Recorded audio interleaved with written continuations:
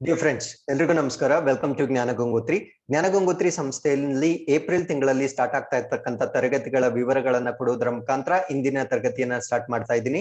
So KS ಪರೀಕ್ಷೆ ಆಕಾಂಕ್ಷಿಗಳಿಗೆ ಜ್ಞಾನ ಗಂಗೋತ್ರಿಯಿಂದ intensive learning program mission KS 360 ಅನ್ನೋದನ್ನ ಸ್ಟಾರ್ಟ್ ಮಾಡ್ತಾ ಇದ್ದೀವಿ. ಸೊ ಇದನ್ನ 14th ಏಪ್ರಿಲ್ ಇಂದ ಕಮೆನ್ಸ್ ಮಾಡ್ತಾ ಇದ್ದೀವಿ. So you can join this program for your better preparation. So ಅದಾದ್ಮೇಲೆ ಪೊಲೀಸ್ ಸಬ್ ಇನ್ಸ್ಪೆಕ್ಟರ್ ಆಕಾಂಕ್ಷಿಗಳಿಗೆ 14ನೇ ಏಪ್ರಿಲ್ ನಿಂದ ಮುಂದಿನ ಆಫ್ಲೈನ್ ತರಗತಿಗಳನ್ನ ಲಾಂಚ್ ಮಾಡ್ತಾ ಇದ್ದೇವೆ.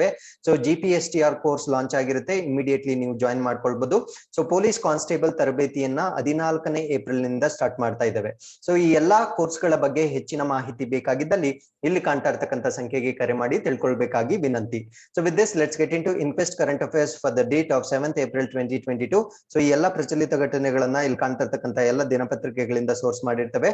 And at the end of the presentation we will have given Inquest challenge quiz. ಇದರಲ್ಲಿ first and students who give the correct answers will be acknowledged in the next presentation. and articles ಮಧ್ಯದಲ್ಲೂ ಕೂಡ ಒಂದು ಪ್ರಶ್ನೆಯನ್ನ ಕೇಳಿರ್ತೀವಿ, ಅದಕ್ಕೂ ಉತ್ತರವನ್ನ ನೀವು comment section ಅಲ್ಲಿ ತಿಳಿಸಬಹುದಾಗಿರುತ್ತೆ. and at the end of the presentation we will also have given snippets ಕೂಡ ಕೊಟ್ಟಿರ್ತೇವೆ. So that is for your quick information. So ಈ ಎಲ್ಲಾ ಚಟುವಟಿಕೆಗಳು ನಿಮ್ಮ ಎಲ್ಲ ಸ್ಪರ್ಧಾತ್ಮಕ ಪರೀಕ್ಷೆಗಳಿಗೆ ಉಪಯುಕ್ತವಾಗಿರುತ್ತೆ. So before getting into today's articles, these are the key answers of Inquest challenge number 129. and we appreciate Purnima, Gnanavanshi, Govardhan, Chetan, Devraj, Basamma, Namma Kudla, Nagraj, Veerashaiva, Sagar Shastri and many others also have given correct answers. Thank you very much for your participation. With this, let's get into the first article. So World Health Day ಅಥವಾ ವಿಶ್ವ ಆರೋಗ್ಯ ದಿನ ಅಂತ ಕರಿತೀವಿ. So ವಿಶ್ವ ಆರೋಗ್ಯ ದಿನವನ್ನ ಪ್ರತಿ ವರ್ಷ ನಾವು ಏಪ್ರಿಲ್ 7ನೇ ತಾರೀಕು ಅಬ್ಸರ್ವ್ ಮಾಡ್ತೀವಿ. ಸೊ ಹಾಗಿದ್ರೆ ಈ ವರ್ಷದ ಥೀಮ್ ಏನಾಗಿರುತ್ತೆ ಅಂದ್ರೆ ಆರ್ ಪ್ಲಾನೆಟ್ ಆರ್ ಹೆಲ್ತ್ ಅಂತ ನಿಮ್ಗೆ ಗೊತ್ತಿರ್ಬೇಕಾಗಿರುತ್ತೆ.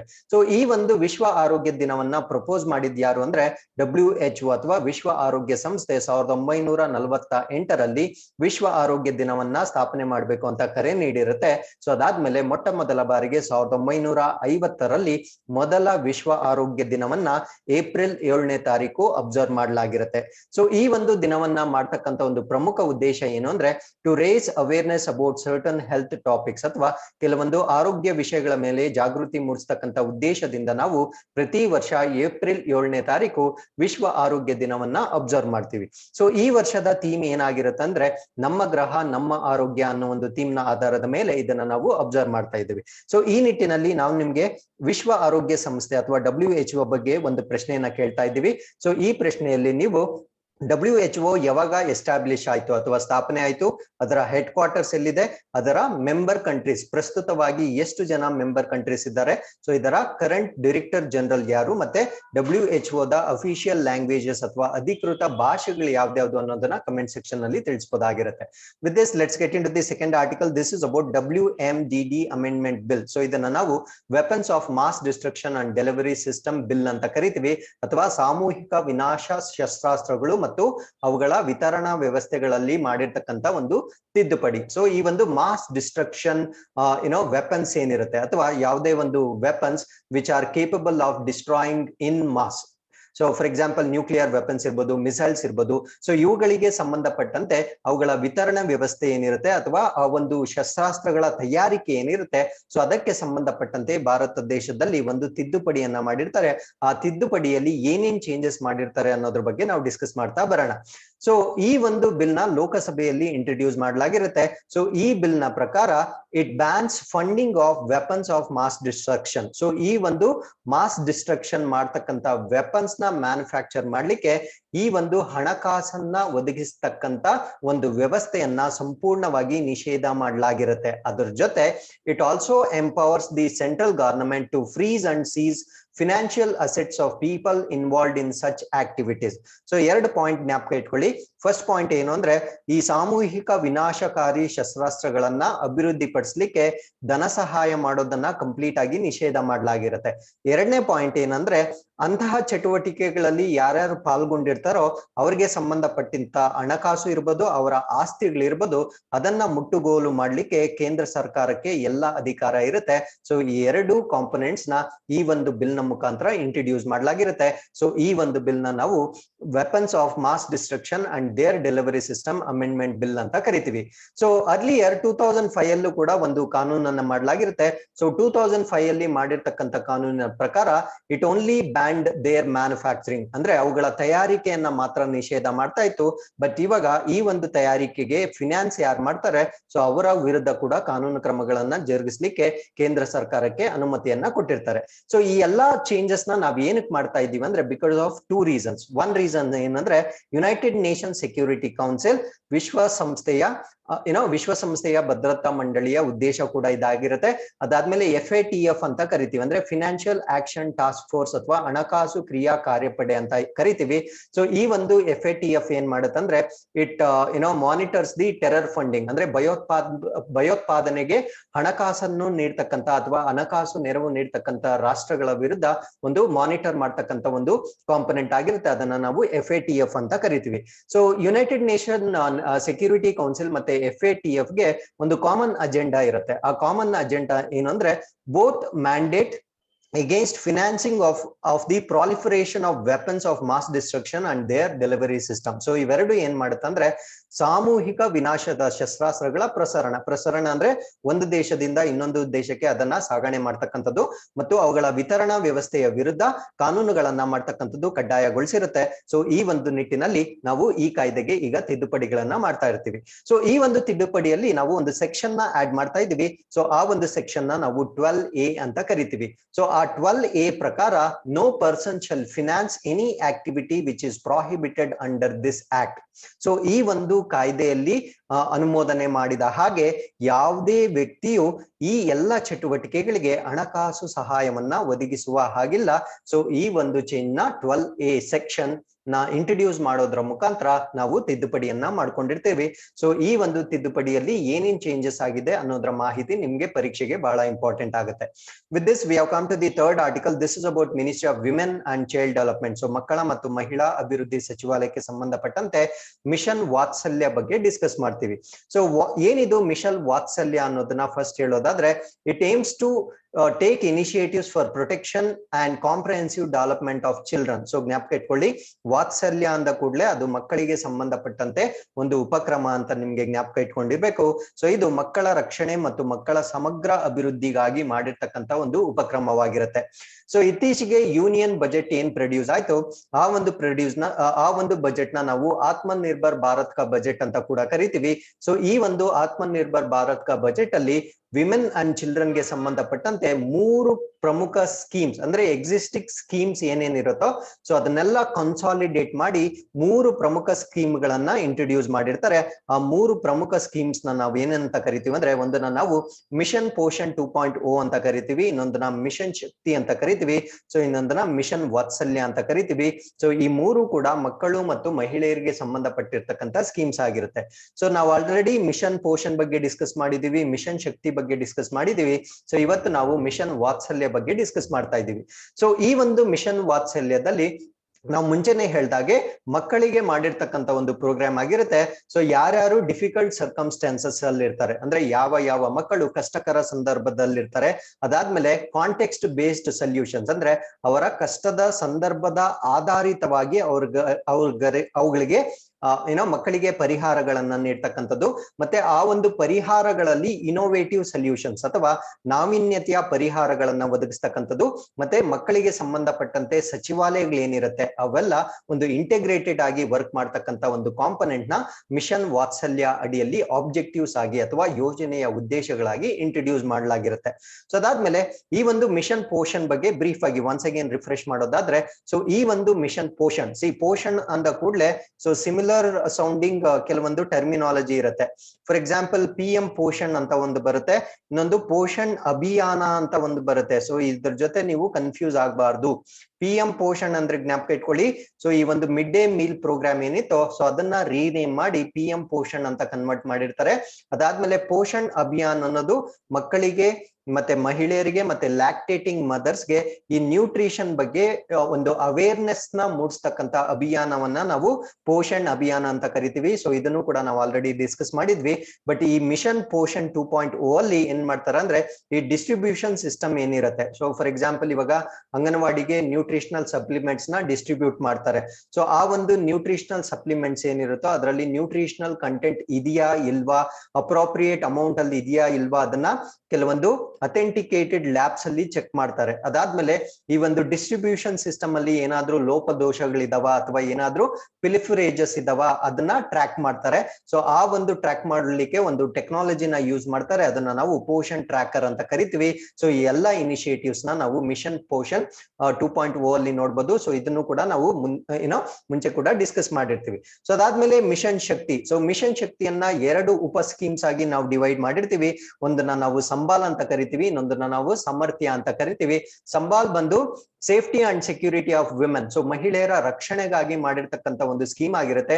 ಸೊ ಈ ಒಂದು ಸಂಬಾಲ್ ಅಲ್ಲಿ 4 ಸ್ಕೀಮ್ಸ್ ನ ಇನ್ಕ್ಲೂಡ್ ಮಾಡಲಾಗಿರುತ್ತೆ. ಅದ್ಯಾವ್ದು ಅಂದ್ರೆ one stop centre, women help line, Beti Bachao Beti Padhao ಮತ್ತೆ ನಾರಿ ಅದಾಲತ್. ಸೊ ಈ 4 ಸ್ಕೀಮ್ಸ್ ನ ಇಂಟಿಗ್ರೇಟ್ ಮಾಡಿ ಒಂದೇ ಸ್ಕೀಮ್ ಮಾಡಿರ್ತಾರೆ, ಅದನ್ನ ನಾವು ಸಂಬಾಲ್ ಅಂತ ಕರಿತೀವಿ. ಸೊ ಪರೀಕ್ಷೆಯಲ್ಲಿ ಕೇಳ್ಬೋದು ಸಂಬಾಲ್ ಕೆಳಗಡೆ ಬರ್ತಕ್ಕಂತ ಉಪ ಸ್ಕೀಮ್ಸ್ ಯಾವ್ದ್ಯಾವ್ದು ಅಂತ ಬರ್ಬೋದು. ಸೊ ಅದಾದ್ಮೇಲೆ ಸಮರ್ಥ್ಯ ಅನ್ನೋದನ್ನ ನಾವು ಎಂಪವರ್ಮೆಂಟ್ ಆಫ್ ವಿಮೆನ್ ಅಥವಾ ಮಹಿಳೆಯರ ಸಬಲೀಕರಣಕ್ಕೆ ಮಾಡಿರ್ತಕ್ಕಂಥ ಒಂದು ಸ್ಕೀಮ್ ಆಗಿರುತ್ತೆ.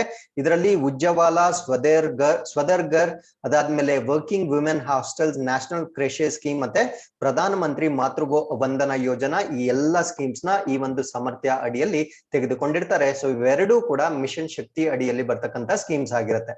So with this we have come to the 4th article. This is about ministry of defence. So ಇದನ್ನ ನಾವು ಎಕ್ಸರ್ಸೈಸ್ ಕಂಜಾರ್ ಅಂತ ಕರಿತೀವಿ. ಸೊ ಈ ಒಂದು ಎಕ್ಸರ್ಸೈಸ್ ಕಂಜಾರ್ ಭಾರತ ಮತ್ತು ಕಿರ್ಗಿಸ್ತಾನ್ ನಡುವೆ ನಡೀತಕ್ಕಂತ ಜಾಯಿಂಟ್ ಸ್ಪೆಷಲ್ ಫೋರ್ಸಸ್ ಒಂದು ಅಭ್ಯಾಸವಾಗಿರುತ್ತೆ. ಸೊ 2022ರಲ್ಲಿ ನಡೀತಾ ಇರತಕ್ಕಂಥದ್ದು 9th ಎಡಿಷನ್ ಅಥವಾ 9ನೇ ಆವೃತ್ತಿಯ ಒಂದು ಅಭ್ಯಾಸವಾಗಿರುತ್ತೆ. ಸೊ ಈ ಒಂದು ಅಭ್ಯಾಸ ಎಲ್ಲಿ ನಡೀತಾ ಇದೆ ಅಂತ ಪ್ರಶ್ನೆ ಕೇಳಿದ್ರೆ ಇದು ಬೋಕ್ಲೋ ಅಲ್ಲಿ ನಡೆದಿರ್ತಕ್ಕಂಥ ಒಂದು ಅಭ್ಯಾಸವಾಗಿರುತ್ತೆ. ಸೊ ಬೋಕ್ಲೋ ಬಂದು ಹಿಮಾಚಲ ಪ್ರದೇಶದಲ್ಲಿ ಬರ್ತಕ್ಕಂಥ ಒಂದು ಪ್ರದೇಶವಾಗಿರುತ್ತೆ. ಸೊ ಈ ಎಕ್ಸರ್ಸೈಸ್ ನ ಪ್ರಮುಖ ಉದ್ದೇಶ ಏನಂದ್ರೆ to share their expertise and best practices of tactics, techniques and procedures. ಅಂದ್ರೆ ಒಂದು ರಾಷ್ಟ್ರ ಇನ್ನೊಂದು ರಾಷ್ಟ್ರಗಳೊಂದಿಗೆ ಅವ್ರಿಗೆ ತಿಳಿದಿರ್ತಕ್ಕಂಥ ಬೆಸ್ಟ್ ಟೆಕ್ನಿಕ್ಸ್ ಏನಿರುತ್ತೆ ಸೊ ಅವುಗಳನ್ನ ಮ್ಯೂಚುವಲಿ ಶೇರ್ ಮಾಡ್ತಕ್ಕಂಥ ಒಂದು ಅಭ್ಯಾಸವಾಗಿರುತ್ತೆ. So not only sharing of the experiences, so ಈ ತರ ಅಭ್ಯಾಸಗಳಿಂದ it also strengthens the existing bond between the countries. So ದೇಶಗಳ ಮಧ್ಯೆ ಒಂದು ಬಾಂಧವ್ಯವನ್ನ ಕೂಡ ಹೆಚ್ಚು ಮಾಡ್ಲಿಕ್ಕೆ ಈ ಎಲ್ಲಾ ಎಕ್ಸರ್ಸೈಸಸ್ ನಮ್ಗೆ ಸಹಾಯ ಮಾಡ್ತಕ್ಕಂಥ ಒಂದು ಕಾಂಪೊನೆಂಟ್ಸ್ ಆಗಿರುತ್ತೆ. So with this we have come to the 5th article. ಇದನ್ನ ನಾವು ಮಿನರಲ್ ಪಾಲಿಸಿ ಅಥವಾ ಖನಿಜ ನೀತಿ ಅಂತ ಕರಿತೀವಿ. ಸೊ ಈ ಒಂದು ಖನಿಜ ನೀತಿಯಲ್ಲಿ ಏನೇನು ಬದಲಾವಣೆಗಳನ್ನ ಮಾಡಿದ್ದಾರೆ ಅನ್ನೋದನ್ನ ನಾವು ಡಿಸ್ಕಸ್ ಮಾಡ್ತಾ ಬರೋಣ. ಸೊ ಇದರಲ್ಲಿ ಪ್ರಮುಖವಾಗಿ ನಾವು ನ್ಯಾಷನಲ್ ಮಿನರಲ್ ಪಾಲಿಸಿ ಅಥವಾ ರಾಷ್ಟ್ರೀಯ ಖನಿಜ ನೀತಿ 2019 ಪ್ರಮುಖವಾಗಿ ಡಿಸ್ಕಸ್ ಮಾಡ್ತಾ ಬರ್ತೀವಿ.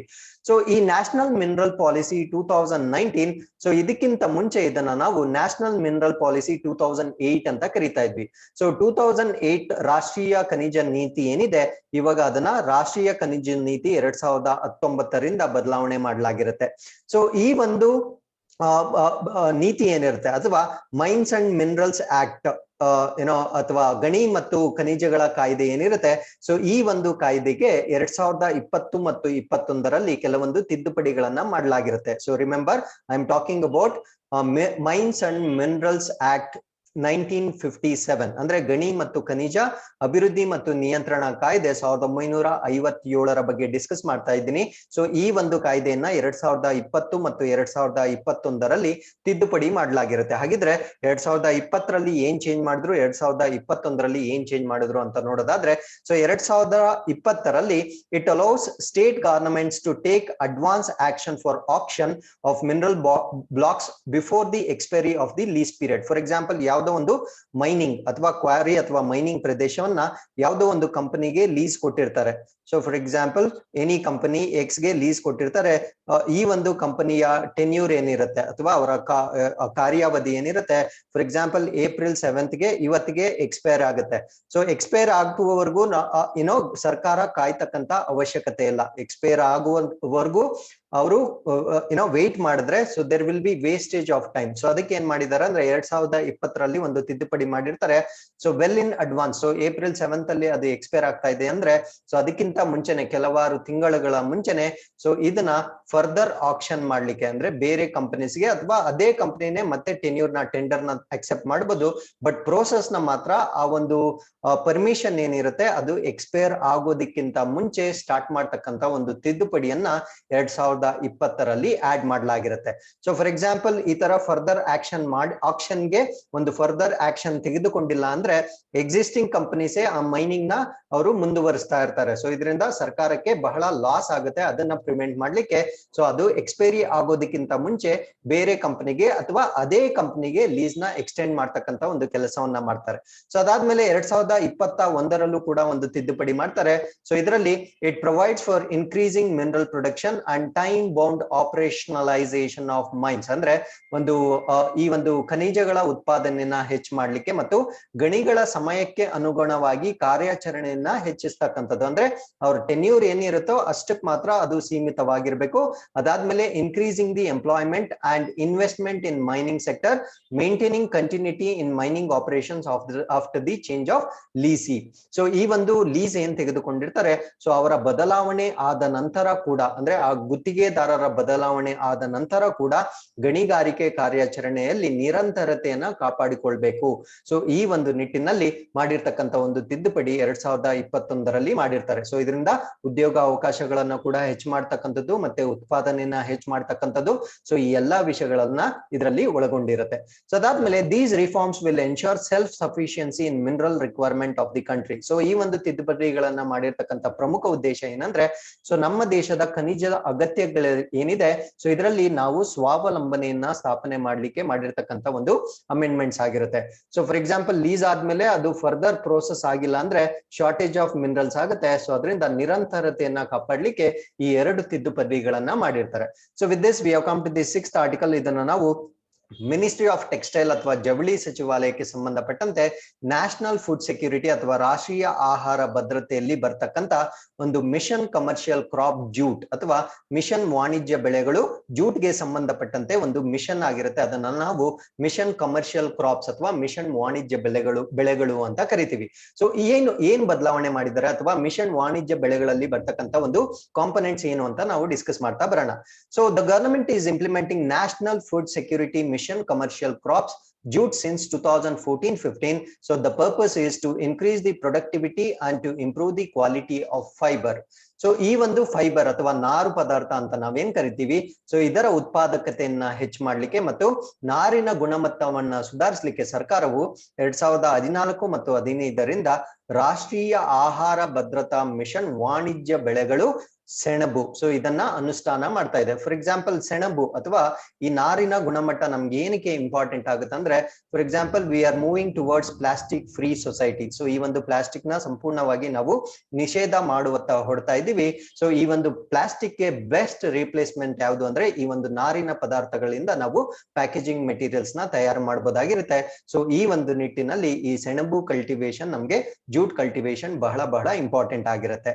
ಸೊ ಈ ಒಂದು ಇನಿಷಿಯೇಟಿವ್ ನ ಪರವಾಗಿ there will be production of foundational jute seeds, production of certified jute seed through seed village program at the government farms. So ಈ ಒಂದು ಕಾರ್ಯಕ್ರಮದ ಅಡಿಯಲ್ಲಿ ಬಿತ್ತನೆ ಸೆಣಬಿನ ಬೀಜಗಳ ಉತ್ಪಾದನೆ ಅಂದ್ರೆ ಉತ್ಕೃಷ್ಟ ಕ್ವಾಲಿಟಿಯ ಬೀಜಗಳ ಉತ್ಪಾದನೆ ಬೀಜ ಗ್ರಾಮ ಕಾರ್ಯಕ್ರಮ ಅಂತ ಮಾಡ್ತಾರೆ.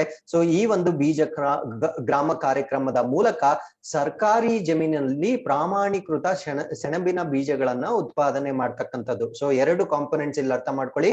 ಒಂದು ಬೀಜ ಗ್ರಾಮ ಕಾರ್ಯಕ್ರಮ ಅನ್ನೋದು ಮತ್ತೆ ಸರ್ಕಾರಿ ಜಮೀನಿನಲ್ಲೇ ಈ ಒಂದು ಸೆಣಬಿನ ಬೀಜಗಳನ್ನ ಉತ್ಪಾದನೆ ಮಾಡ್ತಕ್ಕಂಥದ್ದು. ಸೊ ಈ ಒಂದು ಮಿಷನ್ ಕಮರ್ಷಿಯಲ್ ಕ್ರಾಪ್ ಜೂಟ್ ನ ಅಡಿಯಲ್ಲಿ ಬರ್ತಕ್ಕಂಥ ಇನಿಷಿಯೇಟಿವ್ಸ್ ಆಗಿರುತ್ತೆ. ಸೊ ಇದ್ರ ಜೊತೆಗೆ government is also implementing jute I care ಅಂತ ಕರಿತೀವಿ. ಸೊ ಜೂಟ್ ಐ ಕೇರ್ ಅಂದ್ರೆ improved cultivation and advanced retting exercise ಅಂತ ಕರಿತೀವಿ. ಅಂದ್ರೆ ಸೆಣಬಿನ ಕೃಷಿ ಮತ್ತು ರೆಟ್ಟಿಂಗ್ ಅಭ್ಯಾಸದ ವೈಜ್ಞಾನಿಕ ವಿಧಾನಗಳ ಪ್ಯಾಕೇಜ್ ಅನ್ನು ಕೂಡ ಸರ್ಕಾರ ಪರಿಚಯ ಮಾಡಿರುತ್ತೆ. ಸೊ ಆ ಒಂದು ಪ್ಯಾಕೇಜ್ ಪ್ಯಾಕೇಜ್ ನ ನಾವು ಸೆಣಬು ಐ ಕೇರ್ ಅಂತ ಕರಿತೀವಿ. ರೆಟ್ಟಿಂಗ್ ಅಂದ್ರೆ ಏನು? ರೆಟ್ಟಿಂಗ್ ಅಂದ್ರೆ ಆ ಫೈಬರ್ ಏನಿರುತ್ತೆ ಸೊ ಅದನ್ನ ವಿಂಗಡಣೆ ಮಾಡ್ತಕ್ಕಂತ ಒಂದು ಪ್ರೋಸೆಸ್ ನ, ಕೃಷಿ ಅಂದ್ರೆ ನಿಮ್ಗೆ ಗೊತ್ತಿರುತ್ತೆ. ಸೊ ರೆಟ್ಟಿಂಗ್ ಅಂದ್ರೆ ಆ ಫೈಬರ್ ನ ಬೆಸ್ಟ್ ಕ್ವಾಲಿಟಿನ ಸಪರೇಟ್ ಮಾಡ್ತಕ್ಕಂತ ಒಂದು ಪ್ರೋಸೆಸ್ ನ ನಾವು ರೆಟ್ಟಿಂಗ್ ಅಂತ ಕರಿತೀವಿ.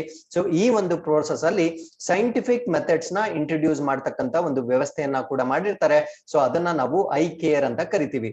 ಸೊ ಈ ಐ ಕೇರ್ ನ ಮಾಡಿರ್ತಕ್ಕಂತ ಮೇನ್ ಪರ್ಪಸ್ ಏನಂದ್ರೆ ಈ ನಾರಿನ ಗುಣಮಟ್ಟ ಮತ್ತೆ ಉತ್ಪಾದಕತೆಯನ್ನ ಹೆಚ್ಚು ಮಾಡ್ಲಿಕ್ಕೆ ಮಾಡಿರ್ತಕ್ಕಂತ ಒಂದು ಕಾಂಪೊನೆಂಟ್ ನ ನಾವು ಐ ಕೇರ್ ಅಂತ ಕರಿತೀವಿ. ಸೊ ಈ ಒಂದು ಐ ಕೇರ್ ನಲ್ಲಿ ಲೇಟೆಸ್ಟ್ ಆಗ್ರೋನಾಮಿಕ್ ಟೆಕ್ನಾಲಜಿಕಲ್ ಟೂಲ್ಸ್ ನ ಯೂಸ್ ಮಾಡ್ತಾರೆ. ಅಂದ್ರೆ ಇತ್ತೀಚೆಗೆ ಬಂದಿರತಕ್ಕಂತ ಕೃಷಿ ತಂತ್ರಜ್ಞಾನಗಳ ಉಪಕರಣಗಳನ್ನ ಯೂಸ್ ಮಾಡಿಕೊಂಡು ಈ ಜೂಟ್ ಕ್ವಾಲಿಟಿ ಏನಿರುತ್ತೆ ಮತ್ತೆ ಅದರ ಈಲ್ಡ್ ಏನಿರುತ್ತೆ ಅದನ್ನ ಇಂಪ್ರೂವ್ ಮಾಡ್ತಕ್ಕಂತ ಒಂದು ಇನಿಷಿಯೇಟಿವ್ ನ ನಾವು ಜೂಟ್ ಐ ಕೇರ್ ಅಂತ ಕರಿತೀವಿ. So with this we have come to the 7th article. This is about ministry of road transport and highways. ಇದಕ್ಕೆ ಸಂಬಂಧಪಟ್ಟಂತೆ green technologies used in construction of roads ಅಂದ್ರೆ ರಸ್ತೆಗಳ ನಿರ್ಮಾಣದಲ್ಲಿ ಹಸಿರು ತಂತ್ರಜ್ಞಾನದ ಬಳಕೆ ಬಗ್ಗೆ ನಾವು ಡಿಸ್ಕಸ್ ಮಾಡ್ತೀವಿ. ಏನಿದು ಹಸಿರು ತಂತ್ರಜ್ಞಾನ ಅಥವಾ ಗ್ರೀನ್ ಟೆಕ್ನಾಲಜಿ ಅನ್ನೋದ್ರ ಬಗ್ಗೆ ನಾವು ಡಿಸ್ಕಸ್ ಮಾಡೋಣ. ಸೊ ಎನಿ ಪ್ಲಾಸ್ಟಿಕ್ ಪೊಲ್ಯೂಷನ್ ಅಥವಾ ಪೊಲ್ಯೂಷನ್ ಇನ್ ದ ಸಿಟೀಸ್ ಬಗ್ಗೆ ಏನಾದ್ರೂ ಎಸ್ಸೆ ಬಂದಾಗ ಈ ಒಂದು ವೇ ಫಾರ್ವರ್ಡ್ ಬಹಳ ಉಪಯುಕ್ತವಾಗಿರ್ತಕ್ಕಂಥ ಒಂದು ವೇ ಫಾರ್ವರ್ಡ್ ಆಗಿರುತ್ತೆ. ಸೊ ನಮ್ಮ ಒಂದು ministry of road and transport and highways ಏನಿದೆ, so they are implementing green technology in construction of national highways. ಈ ಒಂದು ರಾಷ್ಟ್ರೀಯ ಹೆದ್ದಾರಿಗಳ ನಿರ್ಮಾಣ ಏನ್ ಮಾಡ್ತಾ ಇದೆ, ಸೊ ಈ ಒಂದು ನಿರ್ಮಾಣದಲ್ಲಿ ನಮ್ಮ ಒಂದು ಸಚಿವಾಲಯ ಹಸಿರು ತಂತ್ರಜ್ಞಾನವನ್ನ ಬಳಕೆ ಮಾಡ್ತಾ ಇದೆ. ಸೊ ಏನಿದು ಗ್ರೀನ್ ಟೆಕ್ನಾಲಜಿ ಅಂದ್ರೆ ಈ ಒಂದು ರಸ್ತೆಗಳ ನಿರ್ಮಾಣ ಮಾಡ್ಲಿಕ್ಕೆ ವೇಸ್ಟ್ ಮೆಟೀರಿಯಲ್, ಬೈ ಪ್ರಾಡಕ್ಟ್ಸ್ ಮತ್ತೆ ಆರ್ಗ್ಯಾನಿಕ್ ಮೆಟೀರಿಯಲ್ಸ್ ನ ಯೂಸ್ ಮಾಡ್ತಾರೆ. ಅಂದ್ರೆ ತ್ಯಾಜ್ಯ ವಸ್ತುಗಳಾಗಿರ್ಬೋದು, ಬೈ ಪ್ರಾಡಕ್ಟ್ಸ್ ಅಂದ್ರೆ ಏನಾದ್ರೂ ಮ್ಯಾನುಫ್ಯಾಕ್ಚರ್ ಮಾಡಿದಾಗ ವೇಸ್ಟ್ ಪ್ರಾಡಕ್ಟ್ಸ್ ಏನು ಉತ್ಪತ್ತಿ ಆಗುತ್ತೆ ಅದು, ಮತ್ತೆ ಸಾವಯವ ವಸ್ತುಗಳನ್ನ ಯೂಸ್ ಮಾಡ್ಕೊಂಡು ರಸ್ತೆಗಳನ್ನ ನಿರ್ಮಾಣ ಮಾಡ್ತಾರೆ.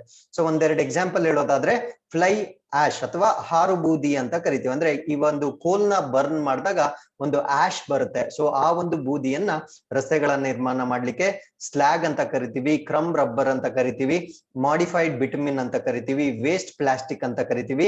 ಸೊ ಎಲ್ಲದನ್ನ ಯೂಸ್ ಮಾಡ್ಕೊಂಡು ರಸ್ತೆಗಳನ್ನ ನಿರ್ಮಾಣ ಮಾಡ್ತಾರೆ. ಸೊ ಈ ಒಂದು ಇನಿಷಿಯೇಟಿವ್ ನ ನಾವು ಗ್ರೀನ್ ಟೆಕ್ನಾಲಜಿ ಅಂತ ಕರಿತೀವಿ. ಸೊ ಇತ್ತೀಚೆಗೆ ನಾವು ಭಾರತ್ ಮಾಲಾ ಪರಿಯೋಜನಾ ಅಂತ ಕೂಡ ನಾವು ಡಿಸ್ಕಸ್ ಮಾಡಿದ್ವಿ. ಸೊ ಇದು ಕೂಡ ರಸ್ತೆಗಳ ನಿರ್ಮಾಣಕ್ಕೆ ಸಂಬಂಧಪಟ್ಟಂತೆ ಒಂದು ಪ್ರಾಜೆಕ್ಟ್ ಆಗಿರುತ್ತೆ. ಸೊ ಈ ಒಂದು ಪ್ರಾಜೆಕ್ಟ್ ಅಲ್ಲಿ most of the States in the country are getting benefited. So ಅದಾದ್ಮೇಲೆ ರಸ್ತೆಗಳ ನಿರ್ಮಾಣ ಅಂದ ಕೂಡಲೇ ನಮ್ಗೆ ಅಂದ್ರೆ ಯೂಶಲಿ ನ್ಯಾಷನಲ್ ಹೈವೇಸ್ ಗಳ ನಿರ್ಮಾಣ ಅಂದ ಕೂಡಲೇ ನಮ್ಗೆ ನೆನಪಾಗೋದು ಫೆಲ್ಲಿಂಗ್ ಆಫ್ ದಿ ಟ್ರೀಸ್, ಅಂದ್ರೆ ಅಲ್ಲಿ ಮರಗಳನ್ನ ಕಡಿತಕ್ಕಂಥದ್ದು ಒಂದು ಸರ್ವೇ ಸಾಮಾನ್ಯವಾಗಿರುತ್ತೆ. ಬಟ್ ರಸ್ತೆಗಳಿಂದ ದೂರವಿರ್ತಕ್ಕಂಥ ಮರಗಳನ್ನ ನಾವು ಅಟ್ಲೀಸ್ಟ್ ಪ್ರೊಟೆಕ್ಟ್ ಮಾಡ್ಬೇಕಾಗಿರತ್ತೆ. ಸೊ ರಸ್ತೆಗಳ ನಿರ್ಮಾಣಕ್ಕೆ ಅಡ್ಡಿ ಬರ್ತಕ್ಕಂಥ ಮರಗಳನ್ನ ಇನ್ನೆವಿಟಬಲ್ ಅದನ್ನ ಕಡಿಬೇಕಾಗಿರುತ್ತೆ. ಬಟ್ ಹೆದ್ದಾರಿಗಳ ಪಕ್ಕದಲ್ಲಿರ್ತಕ್ಕಂಥ ಮರಗಳನ್ನ ನಾವು ಉಳಿಸ್ಬೇಕಾಗಿರುತ್ತೆ. ಸೊ ಆ ಒಂದು ಮರಗಳನ್ನ ಉಳಿಸ್ಲಿಕ್ಕೋಸ್ಕರ ಒಂದು ಹರಿತ್ ಪಥ್ ಅನ್ನೋ ಒಂದು ಮೊಬೈಲ್ ಅಪ್ಲಿಕೇಶನ್ ನ ಡೆವಲಪ್ ಮಾಡಿರ್ತಾರೆ. ಸೊ ಈ ಒಂದು ಹರಿತ್ ಪಥ್ ಅನ್ನೋ ಒಂದು ಮೊಬೈಲ್ ಅಪ್ಲಿಕೇಶನ್ ನ ಮುಖಾಂತರ ಮರಗಳನ್ನ ಜಿಯೋ ಟ್ಯಾಗಿಂಗ್ ಮಾಡ್ತಾರೆ. ಸೊ ಈ ಒಂದು ಜಿಯೋ ಟ್ಯಾಗಿಂಗ್ ಮಾಡುವುದರ ಮುಖಾಂತರ ಆ ಮರಗಳನ್ನ ಉಳಿಸ್ತಾ ಇದ್ದಾರಾ ಇಲ್ವಾ ಅನ್ನೋದನ್ನ ಟ್ರ್ಯಾಕಿಂಗ್ ಮಾಡ್ತಾರೆ. ಸೊ ಪ್ರಸ್ತುತವಾಗಿ 183.3 ಲಕ್ಷ ಮರಗಳನ್ನ ಈ ಒಂದು ಮೊಬೈಲ್ ಅಪ್ಲಿಕೇಶನ್ ಮುಖಾಂತರ ಜಿಯೋ ಟ್ಯಾಗ್ ಮಾಡಲಾಗಿರುತ್ತೆ. ಸೊ ಹಾಗಿದ್ರೆ ಈ ಒಂದು ಭಾರತ್ ಮಾಲಾ ಬಗ್ಗೆ ಹೆಚ್ಚಿನ ಮಾಹಿತಿಯನ್ನ ತಿಳ್ಕೊಳ್ಳೋದಾದ್ರೆ, ಸೊ ಇದೊಂದು ಸೆಂಟ್ರಲಿ ಸ್ಪಾನ್ಸರ್ಡ್ ಸ್ಕೀಮ್ ಆಗಿರುತ್ತೆ. ಅಂದ್ರೆ ಕೇಂದ್ರ ಪ್ರಾಯೋಜಿತ ರಸ್ತೆ ಮತ್ತು ಹೆದ್ದಾರಿಗಳ ನಿರ್ಮಾಣ ಮಾಡ್ತಕ್ಕಂಥ ಒಂದು ಯೋಜನೆ ಆಗಿರುತ್ತೆ. ಸೊ ಈ ಒಂದು ಯೋಜನೆಯಲ್ಲಿ ನಿರ್ಮಾಣ ಆಗ್ತಾ ಇರತಕ್ಕಂತ ಹೆದ್ದಾರಿಗಳು ಯಾವ್ದ್ಯಾವ್ದು ಅಂತ ನಾನು ಎಕ್ಸ್ಪ್ಲೇನ್ ಮಾಡ್ತೀನಿ. So this is very important. So Bharat Mala Pariyojana ಅಡಿಯಲ್ಲಿ ಬರ್ತಕ್ಕಂತ ರಸ್ತೆಗಳು ಯಾವ್ದ್ಯಾವ್ದು ಅಂತ ನಿಮ್ಗೆ ಪ್ರಶ್ನೆ ಕೇಳ್ಬೋದು. ಸೊ ಪ್ರಮುಖವಾಗಿ ಮೊದಲನೇದು Maharashtra to Haryana and then cover the entire string of Himalayan territories, Jammu and Kashmir. So ಇದು ಒನ್ ಕಾಂಪೊನೆಂಟ್ ಆಫ್ ಹೈವೇ ಆಗಿರುತ್ತೆ. ಅಂದ್ರೆ ಮಹಾರಾಷ್ಟ್ರದಿಂದ ಹರಿಯಾಣ, ನಂತರ ಹಿಮಾಲಯದ ಸಂಪೂರ್ಣ ಶ್ರೇಣಿಯನ್ನ ಒಳಗೊಂಡಿರ್ತಕ್ಕಂಥ ಮತ್ತೆ ಜಮ್ಮು ಕಾಶ್ಮೀರದಲ್ಲಿ ರಸ್ತೆಗಳ ನಿರ್ಮಾಣ, ಮತ್ತೆ Himachal Pradesh, Uttarakhand and then portions of borders of Uttar Pradesh ಮತ್ತೆ ಬಿಹಾರ. ಸೊ ಹಿಮಾಚಲ್ ಪ್ರದೇಶ, ಉತ್ತರಾಖಂಡ, ಉತ್ತರ ಪ್ರದೇಶ ಮತ್ತು ಬಿಹಾರದ ಗಡಿ ಭಾಗಗಳಲ್ಲಿ ರಸ್ತೆ ನಿರ್ಮಾಣ, West Bengal, Sikkim, Assam, Arunachal Pradesh, right up to the Indo-Myanmar border in Manipal and Mizoram. So ಪಶ್ಚಿಮ ಬಂಗಾಳ, ಸಿಕ್ಕಿಂ, ಅಸ್ಸಾಂ, ಅರುಣಾಚಲ್ ಪ್ರದೇಶ್ ಮತ್ತು ಮಣಿಪುರ ಮತ್ತು ಮಿಜೋರಾಂನ ಇಂಡೋ ಮ್ಯಾನ್ಮಾರ್ನ ಗಡಿ ಪ್ರದೇಶಗಳವರೆಗೆ ರಸ್ತೆಗಳನ್ನ ನಿರ್ಮಾಣ ಮಾಡ್ತಕ್ಕಂಥ ಒಂದು ಪ್ರಾಜೆಕ್ಟ್ ನಾವು ಭಾರತ್ ಮಾಲಾ ಪರಿಯೋಜನಾ ಅಂತ ಕರಿತೀವಿ. ಸೊ ಈ ಒಂದು ಪರಿಯೋಜನಾ ಅಥವಾ ಭಾರತ್ ಮಾಲಾ ಪರಿಯೋಜನದಲ್ಲಿ special emphasis will be given to for flung borders and rural areas including tribal and backward areas. So ಬುಡಕಟ್ಟು ಜನಾಂಗ ಮತ್ತು ಹಿಂದುಳಿದ ಜನಾಂಗ ಇರತಕ್ಕಂತ ಪ್ರದೇಶಗಳು, ದೂರದ ಗಡಿ ಮತ್ತು ಗ್ರಾಮೀಣ ಪ್ರದೇಶಗಳಿಗೆ ರಸ್ತೆಗಳನ್ನ ಸಂಪರ್ಕವನ್ನ ಕಲ್ಪಿಸಿಕೊಳ್ಳಿಕ್ಕೆ ವಿಶೇಷವಾದ ಒಂದು ಪ್ರಾಶಸ್ತ್ಯವನ್ನ ನೀಡಲಾಗಿರುತ್ತೆ. ಸೊ ಈ ಒಂದು ambitious umbrella program will also subsume all existing highway projects including the flagship national highway development project. So NHDP ಅಂತ ನಾವ್ ಏನ್ ಕರಿತೀವಿ ಅಂದ್ರೆ ರಾಷ್ಟ್ರೀಯ ಹೆದ್ದಾರಿಗಳ ಅಭಿವೃದ್ಧಿ ಯೋಜನೆ ಅಂತ ಏನ್ ಕರಿತೀವಿ. ಸೊ ಈ ಒಂದು ಯೋಜನೆಯನ್ನು ಕೂಡ ಈ ಒಂದು what you say the Bharat Mala Pariyojana ಕಾರ್ಯಕ್ರಮದ ಅಡಿಯಲ್ಲಿ NHDP ಅನ್ನು ಕೂಡ ಸೇರಿಸ್ಕೊಂಡಿರ್ತಾರೆ. ಸೊ ಇದು ಭಾರತ ರಾಷ್ಟ್ರದಲ್ಲಿ ಹೆದ್ದಾರಿಗಳನ್ನ ನಿರ್ಮಾಣ ಮಾಡ್ತಕ್ಕಂತ ಒಂದು ಪ್ರಮುಖ ಪ್ರಾಜೆಕ್ಟ್ ಆಗಿರುತ್ತೆ. So this is what is the map of Bharat Mala project. So Mala ಅಂದ್ರೆ ಏನು, ಗಾರ್ಲ್ಯಾಂಡ್ ಅಥವಾ ಹಾರ ಅಂತ ಕರಿತೀವಿ. ಹಾರದ ರೀತಿಯಲ್ಲಿ ಭಾರತಕ್ಕೆ ಹಾರವನ್ನ ಹಾಕಿದ ರೀತಿಯಲ್ಲಿ ರಸ್ತೆಗಳನ್ನ ನಿರ್ಮಾಣ ಮಾಡ್ತಾ ಇದ್ದಾರೆ. ಸೊ ಅದಕ್ಕೆ ಇದನ್ನ ಭಾರತ್ ಮಾಲಾ ಅಂತ ಕರಿತೀರಿ.